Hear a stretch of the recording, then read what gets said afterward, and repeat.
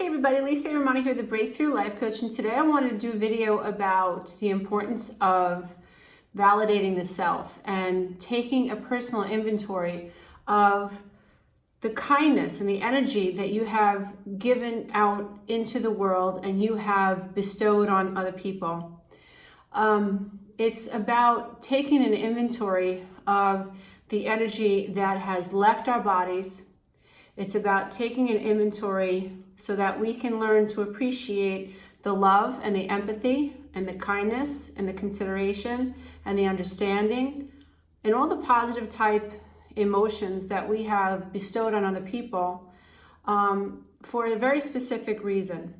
So when you are going through a narcissistic breakup, when you are, you've had an emotional collapse, let's say, or you have hit a wall emotionally because you have been dealing with difficult people. And let's say, for instance, you come from a very dysfunctional family system and you've hit a wall, like you're done. You just can no longer participate in what it is you've been participating. And let's say you didn't even know you were participating in dysfunction, like this was your norm, right? And you have now experienced so much pain that everything that you're used to doing, you can't do anymore. Spiritual awakenings can feel like a complete breakdown. They can feel like an absolute loss, like I don't know what to do next. I just have no energy and I'm kind of bewildered about this realization that my relationships weren't what I thought they were. I'm kind of really sad and grieving over the idea that I thought that if I just kept giving and giving and doing, that my relationships would eventually net me the results that I wanted, right? And so, let's say you're that person and you've hit a wall, like you realize maybe a doctor or a therapist or a life coach or somebody or a friend said to you, you need to self-care, you need to reparent yourself. Like you've just been giving, the book, The Women Who Love Too Much, or You're a Man Who Loves Too Much. I'm speaking to those types of people who have expended a tremendous amount of energy and now have hit a wall and they're just, maybe you're even emotionally collapsing. So it's so important that when you find yourself in this type of a situation, that you take the time to take an inventory, like a serious inventory, like get a notebook and make a list of your relationships and make a list of all the times you have offered someone compassion, that you have been kind, that you were forgiving, that you were understanding, that you babysat the kids, that you offered them money, that you were the Uber driver, like whatever. Like think of, you picked them up from jail, you lied for them. Like just take an inventory of all the times that you have been kind and considerate and empathic to other people. Why? Why would I want you to consider something like that? And so when you're at that point in the healing journey where you've hit a wall, right? And you feel collapsed. It's almost like, I use this analogy today. If you think about what happens when a star implodes, right? Think about the star imploding. It just completely collapses, right, on itself. And that's sort of what a spiritual awakening can feel like. There's the collapsing on ourselves. And, but think about what happens. As soon as this star kind of collapses, its new star, its new self is already in the process of being created ever so slowly in the beginning, right? And so when we hit a wall, it could feel like a gestational period. It could feel like this is our time where we need to really just not do anything or introduce anything into our system that's toxic. That could be other people, that could be conversations, that could be video games, violent video games, that might be violent videos, that might be psychological thrillers, that could also be very triggering. This is a time of nurturing, gestation. It's a gestational period. It's a time where we're reinventing the new self. Now, really important that we take an inventory of what energy we've been given out, because we need to know and value that we have value. Your energy is what you give to other people. And if you don't take an inventory of what you're capable of, it's very difficult for you to find conscious or cognitive value for the energy being that you are. So relationships are all about energy exchanges. And the exchanges should be fairly positive and reciprocal. Certainly somebody in your life might need more. My husband's suffering from a gout attack today, so he's getting a lot more TLC than he would any other day. I'm really just amping up being there for him. He can't walk, I've got to be able to help him with certain things, and that's what a good partner is, right? When I had my hysterectomy, my husband was making me breakfast, lunch, and dinner in bed. That's what a good partner is. It's this exchange, it's this reciprocal exchange of energy, right? But in order for you to become your new self, you really have to develop an understanding, a true cognitive, conscious understanding of your value. Because in this space of figuring out how you have been there for other people, where have you been there for your nieces, your nephews, your cousins, your mother, his mother? Have you been there for your wife's mother, your wife's sister, whatever? Have you been there for people, energetically, right? And financially, it's the same as it's energy. If I'm giving you time on the phone, 3 hours of my time, right? Because you're in a bad way, that's energy. I didn't have to do that, right? If you are that person, if you're showing up for other people, right? You have to understand you're giving, this is your value, that's your gold. Because in life, that's what it's all about. It's about this energy exchange. And hopefully what we learn is that our relationships, it's supposed to be this reciprocal and mutually satisfying exchange of energy between our family members, co-workers, even our relationship with our careers. We should feel excited about our careers. For many, many years, I wasn't excited about my career. So what I focused on was not this life coaching career, but the career prior.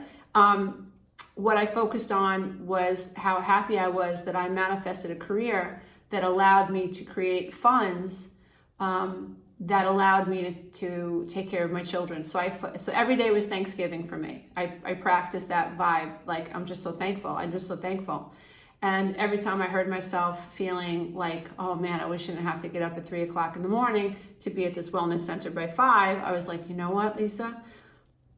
Because you have this job, your kids can stay in school. Because you have this job, you're able to feed your kids. Because you have this job, you're making money legally, you're making it professionally and ethically. You're helping improve the quality of people's lives. So I switched up my thinking process and my mindset and made sure that every day was Thanksgiving. I was giving thanks, right?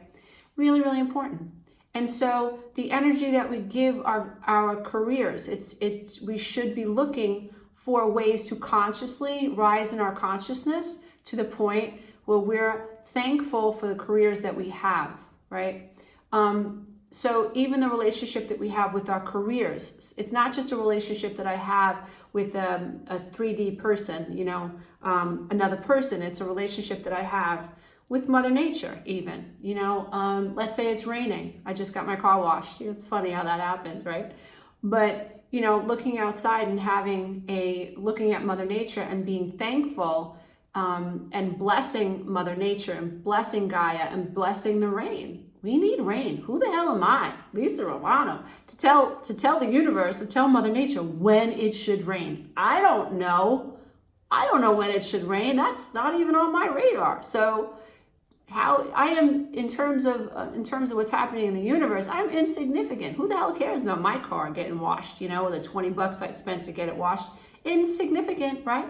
And so when I look at it that way and I say, thank you for rain, thank you for being able to irrigate crops, thank you for thank you, rain, for taking care of our planet, and so we have water to drink, So it's learning to consciously and cognitively raise your vibration and raise your consciousness around your relationships with the things around you and the people and the experiences around you, right? And understanding what areas of your life where you have been giving energy away and it hasn't returned, right? And you learning to value you helps your mind understand your value. Because what we do very naturally is we say we are of value if someone else says so. So if I'm dating and I have a man on my arm or a beautiful woman on my arm, I am of value. Why? Because I think, it's all in my head, I think other people will think I'm worthy if I have someone on my arm. So we're worried about what's happening in someone else's mindscape, and we don't even know if that's actually what's happening in someone else's mindscape, right? It's very important we pay attention to the stories we tell ourselves about other people. I know she said this because she thinks. You don't know that. He did that because he thinks I am. You don't know what he thinks. You know the story that you have in your head. You know the story that you've been listening to over and over and over. And when something happens in a 3D world, your brain will use backwards rationalization to justify what just happened to make it all make sense, right? So the brain is a congruent tool. So what I see, I have to make sense of. And so if I have some insecurities and I'm used to being pushed around by some family members, I'm walking into a situation hypervigilant. I'm walking into a situation feeling like prey.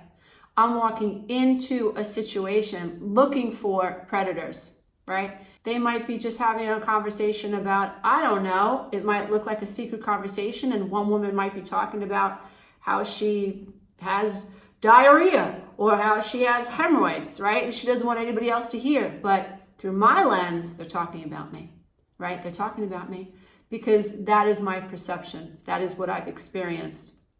And so we really have to be conscious about the stories we allow our unpoliced mind to run away with. You know, it's not our fault that we are born into an unconscious family dynamic, a dysfunctional way of being. It's not our fault that much of society is unconscious. It's not our fault, you know, what country or what situation we've been born to. It's not our fault who our parents are. It's not our fault that below the veil of consciousness and up until the age of 7, we are rapidly downloading beliefs, ideas, perceptions, right, about ourselves and others. It's not our fault that up until the age of 1, primarily up until the age of 1, our relationships with our mothers are really, really important. And if we don't receive the sense of safety and protection and our very natural needs are not met, that it's not our fault, then there's a certain disorder that happens in our brain. That's not our fault. And it's not our fault that we don't know this stuff. And it's not our fault that at 7 years old, I walked into a situation feeling like a 7-year-old intimidated child, thinking everybody hates me because I was never able to form that bond as a child, right? And it's not my fault when I become this 14-year-old promiscuous young girl who is looking for love through the relationships with boys, looking for boys to love me, to touch me. Remember, children that grow up not feeling touched in a healthy way, I'm not talking in an inappropriate way, but when children don't have their hair brushed by their mother and their father, when their hands are not held, when their faces aren't held, when their bodies aren't held, when they're not nurtured and coddled and protected and rocked, right? What happens then, there is a deficit in tactile stimulation. And part of the ways that children know they're real is being touched by their parents in an appropriate way, right? One of the ways that children know that they're valued is by the way their parents look at them into their eyes. And I think, I can't prove it yet, maybe one day I will. I think this all goes back to mirror neurons. I don't know I have a self unless the mirror neurons to self have been turned on. And how the mirror neurons get turned on are by the outside. I have to have an external experience. You have to look me in the eye and say, you're valuable, Lisa.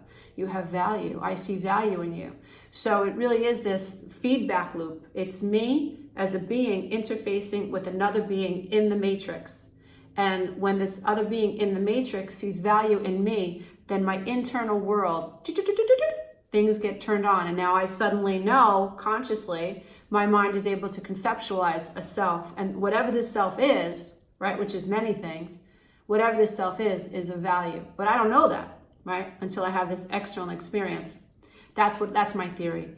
And I think it's a neurological theory. And so it's really important that after we hit this wall, and maybe we're having this spiritual awakening, that we understand the value of taking an inventory of all of this energy that has been expended, of all of the times, whether we were unconscious or not, whether we were love addicted or not. Think about all the times you gave your heart and you gave your love. Think about all the cupcakes you've baked. Think about, all the conversations that you've had. Think about all the times you've been there for other people, right? That is your gold. That is your energy. That's everything, right? That is the stuff that life is made of. And so when you bring that, when you allow that energy to return to you, and it returns to you as you learn to validate, so I took care of grandma. I didn't have to go to the nursing home every day, but I did. And I'm not doing it because, oh, look at me, I'm so special and I'm so important. We're just paying attention. We're taking an inventory of where our value is, right? So that we can, through our gestational period, before we become reborn as our new star, our new self, right? We're under this in that time where we're in our gestational period, right? What's happening is we're galvanizing a new sense of self. We're calling all of this energy back into our being by validating the many, many times we were there for other people and how we were loving.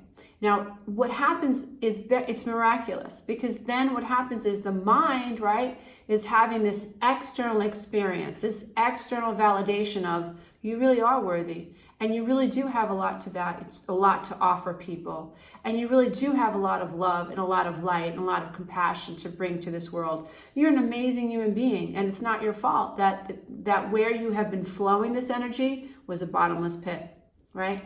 And so what we're learning to do in this time of gestation, spiritual gestation, before we become our new star, right? After we've imploded to the old self, right?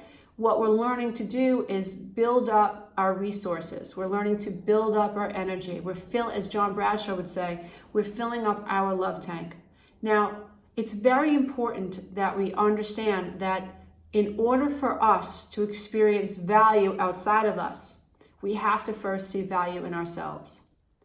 In order for you to attract somebody who can see you and see value in you, you must learn to see value in yourself. And that's why I can't stress it enough. The value of taking an inventory of all the times you were there and you offered love, compassion, understanding, finances, an ear, whatever it was. All the times that you were able to show up for another person, right? Because when you see the value in yourself, right? And like I said, not from a conceited point, a narcissistic point, just like you must know what your value is. Now, had things happened the way they were supposed to happen, you wouldn't need to do this. Your mother, your father, your caretakers, whoever, your adopted family, foster family, a grandmother, somebody from the outside that you valued as an authority, right, would have said, you're amazing, and you're a really good person, you're a really good boy, or you're a really good girl. You know what? Not because you are beautiful, or not because you weigh a certain amount, and not because you do well in school, or not because you do well in sports. No. You are good because you exist. You are life incarnate. You're an extension of Source. You're just as worthy as any star in the sky. You're an amazing human being. All you have to do is love yourself and to value yourself and to see value in other people. And every once in a while, when you bump up against somebody who you feel is just draining your energy, or is combative, is argumentative, is somebody who is narcissistic, or somebody who minimizes you, pay attention, because that's not a healthy situation. You're supposed to be spiraling up, right? Depression is about spiraling down. Depression is about being stuck. It's about being stuck. When we are depressed and when we are de-evolving, we are in opposition to that which we are, which is life incarnate. You are life incarnate. You have come to evolve, right? You have come to not only evolve, chronologically in terms of age, right? Physical age, but you're supposed to be evolving in terms of wisdom and enlightenment and spirituality. In your cognition is much deeper than just an intellectual evolvement, right? Because on a much deeper level, we have emotional growth, we have spiritual growth. And if we can combine our intellect with our spiritual growth and our intellect with our emotional intelligence, then we become a very, very well-rounded human being, very grounded, well-rounded human being. And so on the spiritual path, if you have found yourself hitting a spiritual wall and you feel like you've had that implosion, right? You've imploded. You might be in what I call the spiritual gestational phase, where you are learning to take better care of yourself. You are learning to block other people out of your life. You're protecting your own skin. It's a very, very sacred time, right? Very, very sacred time. Make sure that in this sacred time, while you're on the awakening path, the enlightenment path, while you're healing from codependency, while you're healing from narcissistic abuse, while you're learning to be more mindful, while you're learning to meditate and do meditations, while you're on the spiritual path, take some time to do a personal inventory of the times you have given your energy away in a loving and compassionate way. Not aggression. Think about the times. That's easy to remember, right? The times this person pissed you off and how, you went after him and the loss and the misunderstanding. I'm not talking about that. I'm talking about the times you rescued the puppy on the side of the road. I'm talking about the time that you volunteered, at an ACA meeting. I'm talking about the time that you were a coach for your daughter's basketball team. Think about the times, or the time that you let the driver go, right? Think if you're the kind of person that lets people go all the time on the highway. That's love, that's compassion, that you are a light being, and that's you expressing love and light. And that's what makes you valuable. That ability to have empathy for other people makes you valuable. And you should honor that, just like you would, a sack of gold in the middle of your chest. Your compassion, your empathy, your love, your forgiveness, and your understanding is what you need to value. And the more you value that, it is my promise to you, dear one, that the more you see that value in yourself, the more other people are going to see it in you. And you now understand, moving forward, this idea about energy exchange. And you understand that what you have is so valuable that you're not willing to give it to people who aren't able to receive it, honor it, and respect it, and also reciprocate it. So I hope this video has helped you. It's all about growing up, evolving up, reclaiming our lives after, years and years and years of dysfunctional childhood programming. It's about understanding complex PTSD and codependency, our symptoms, right? Symptoms. And that unconsciousness is the aspect a lot of people don't understand, but the aspect of consciousness, this idea that the brain is dualistic and that the world is dualistic, right? That we can live below the veil of consciousness, have all sorts of triggers, and unconsciously recreate and actually draw into our experiences energy beings that mirror the energies of those who abused us and caused our original wounds. That's a big part of this puzzle that a lot of people are not understanding, although I do believe people are waking up to it. And so it's about understanding that the brain is designed to recall memories to keep us safe. It's about breaking through the veil of unconsciousness and being more conscious about the sensations that are happening in our body and honoring our bodies. Our bodies aren't doing anything wrong when they react to the hormones that are secreted when our brain recalls a painful memory. Bodies aren't doing anything wrong. But to have that thought process, you need to have an awakening. You need to be somewhat enlightened. You need to be using metacognition, your prefrontal lobe, versus thinking from the amygdala. You can actually take your awareness, depending on where your awareness is. If your awareness is in the amygdala, you're going to be reactive. If your awareness is prefrontal lobe or neocortex, you're going to be observing. and non-reactive. And in that space, you're able to make decisions that are based on logic and reason, and you're able to put an experience into context. And that's where your emotional sobriety and emotional freedom comes in. And in that space, you're able to become the master of your reality. You're able to hone your vibrations. And I just think that's so exciting. Thank you for this opportunity to come into your hearts, to come into your minds, to enlighten you, and to help you think higher and to raise your consciousness so you can become a conscious thinker, a deliberate conscious thinker. That's what it's all about. You learning to be a more deliberate, conscious thinker so that you can flow your focus and so that you can decide where your energy flows, so you can decide how your life turns out, so you can write your own story. Regardless of the past, regardless of your history, you can write your future story. And I just think that that's worth standing on rooftops and shouting out to the world, because we are all one.